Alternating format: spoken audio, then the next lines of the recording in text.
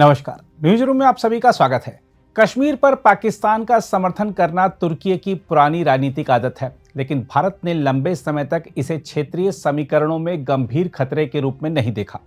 तुर्की को हम एक ऐसे दूरस्थ नाटो देश के रूप में जानते रहे जिसकी दिलचस्पी मुख्यतः पश्चिम एशिया और इस्लामी जगत में नेतृत्व दिखाने तक सीमित होती थी।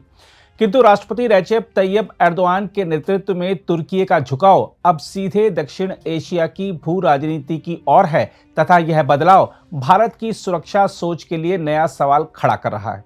हम आपको याद दिला दें कि ऑपरेशन सिंदूर ने वह दिखा दिया था जिसे भारत शायद नजरअंदाज कर रहा था। भारत की पश्चिमी सीमा पर पाकिस्तान द्वारा किए गए ड्रोन हमले में 300 से अधिक ड्रोन मार गिराए गए थे। इनमें कई तुर्की निर्मित सोनगर मॉडल थे जिनकी क्षमता और घातकता किसी भी संघर्ष को असमान बनाने में सक्षम है।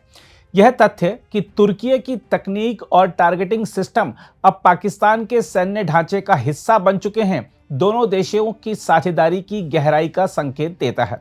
इतना ही नहीं, जब अमेरिका से भारत को भेजे जा रहे अपाचे हेलीकॉप्टरों का एक बैच तुर्की ने अपने वायु क्षेत्र में रोक दिया, तब संदेश साफ था कि तुर्की अब दक्षिण एशिया की शक्ति संतुलन राजनीति में सक्रिय हस्तक्षेप करता है। नाटो सदस्य का यह कदम केवल भारत के प्रति एक प्रत्यक्ष भू राजनीतिक संकेत नहीं था। देखा जाए तो तुर्की और पाकिस्तान का गठजोड़ केवल सैन्य सहयोग पर आधारित नहीं है, यह एक वैचारिक मेल है। दोनों कट्टर सुन्नी पहचान और मुस्लिम विश्व में नेतृत्व की महत्वाकांक्षा साझा करते हैं। पाकिस्तान को तुर्की से तकनीक और अंतर्राष्ट्रीय वैधता मिलती है, तो तुर्की को पाकिस्तानी सैन्य मानवबल, बाजार और दक्षिण एशिया में प्रवेश का मंच मिलता है। साल 2000 के बाद से 1500 से अधिक पाकिस्तानी अधिकारी तुर्की में प्रशिक्षण प्राप्त कर चुके हैं। नौसेना के स्तर पर मिलजम श्रेणी के युद्धपोतों और पनडुब्बियों के उन्नयन ने इस सामरिक जुड़ाव को और मजबूत किया है। पाकिस्तानी इंजीनियर तुर्की के महत्वाकांक्षी 5वीं पीढ़ी के फाइटर टाइकान पर काम कर रहे हैं, जो तुर्की को वैश्विक हथियार उद्योग में नया स्थान दिलाने की कोशिश है। हम आपको बता दें कि तुर्की और पाकिस्तान का सहयोग अब लड़ाकू विमानों के इंजीनियरिंग, प्रशिक्षण और तकनीकी क्षेत्रों तक फैल चुका है।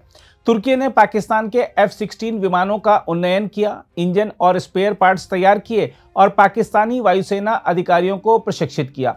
दोनों वायुसेनाओं ने 52 सुपर मुशाक ट्रेनर विमान का सौदा भी किया है। 2016 के तख्तापलट प्रयास के बाद जब तुर्की पायलटों की कमी से जूझ रहा था, पाकिस्तान ने उसके पायलटों को प्रशिक्षित कर उसके वायुसेना ढांचे को सहारा दिया था।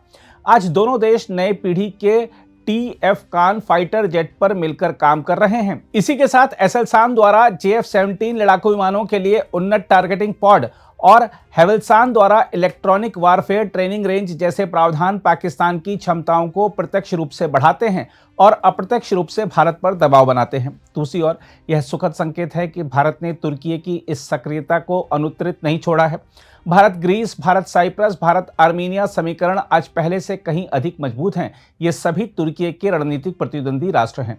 साथ ही इजराइल, UAE, सऊदी अरब और मिस्र जैसे देशों के साथ भारत की बढ़ती निकटता तुर्की के क्षेत्रीय प्रभाव को सीमित करती है।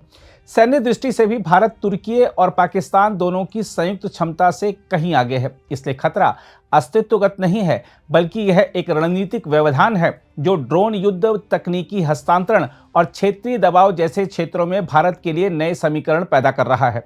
सवाल उठता है कि भारत को करना क्या चाहिए। देखा जाए तो भारत को तकनीकी निर्यात नियंत्रण कड़े करने होंगे ताकि तुर्की के रास्ते कोई भारतीय तकनीक पाकिस्तान तक ना पहुंचे। साथ ही काउंटर ड्रोन और इलेक्ट्रॉनिक वारफेयर क्षमताओं को तेजी से विकसित करना होगा।